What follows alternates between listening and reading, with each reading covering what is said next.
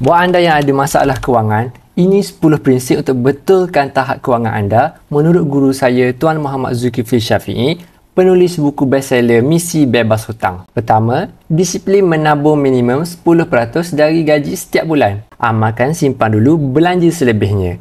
Hidup di bawah kemampuan, berpada-pada dengan hutang. Sebaiknya jangan buat hutang kecuali untuk keperluan terdesak.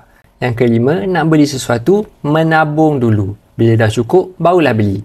Keenam, jangan melabur kecuali pakai duit lebihan. Ketujuh, pelaburan terbaik adalah ilmu, baca buku, hadir seminar. Join circle yang betul, circle yang nak baiki kewangan dan bukannya circle yang boros atau suka buat hutang. 9. Sentiasa tingkatkan pendapatan dan pelbagaikan sumber pendapatan. Dan yang terakhir, setiap kali pendapatan bertambah, tambah juga simpanan. Guru saya selalu ulang cakap yang status kewangan kita pada hari ini bukanlah sebab apa yang kita belanjakan semalam, tapi disebabkan sikap kita bertahun-tahun lamanya yang menentukan tahap kewangan kita lagi 5 hingga 10 tahun akan datang, bergantung pada sikap dan tabiat kita tentang kewangan hari ini. Betulkan sikap dan tabiat kewangan hari ini, insya-Allah kewangan kita pada masa depan akan lebih baik.